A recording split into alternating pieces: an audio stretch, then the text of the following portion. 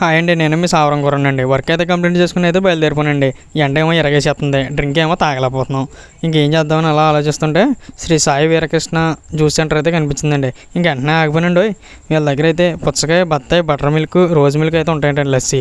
సరే అని ఒక లస్సీ చెప్పామండి. అలా గడ్డ పెరిగేసి 2 ఐస్ ముక్కలు అలా పాడేశారండి. పాడేసి ఇంకా అటు ఇటు చిలకరించేసారండి. ఇంక చిలకరించేసి కొద్దిగా హార్లిక్స్ అయితే వేసారండి. హార్లిక్స్ వేసి మనకైతే తయారు చేశారండి. సరే అని ఇచ్చేసారండి. దీని టేస్ట్ అయితే ఎలా ఉందో చెప్పేస్తాను చూడండి. ఇప్పుడు దీని టేస్ట్ అయితే మామూలుగా లేదండి, కొట్టేయారండి. వీటితో పాటు వీళ్ళ దగ్గర పుచ్చకాయ జ్యూస్ కూడా బాగా ఫేమస్ అంటండి. సరే అయితే పుచ్చకాయ జ్యూస్ తీసుకున్నానండి. ఇప్పుడు దీని టేస్ట్ కూడా ఎలా ఉందో చెప్పేస్తాను చూడండి మీకు. దీని టేస్ట్ అయితే ఇంకా మనకి మామూలుగా లేదండి, కొట్టేయారండి. 10 పట్టు గ్లాస్ కొట్టు అన్నట్టు ఉందండి. ఇంకా వీళ్ళ ఓన్గా అయితే రోజ్ మిల్క్, బాదం మిల్క్ కూడా తయారు చేస్తారంటండి. ఈ ప్లేస్ ఎక్కడ అనుకుంటున్నారా?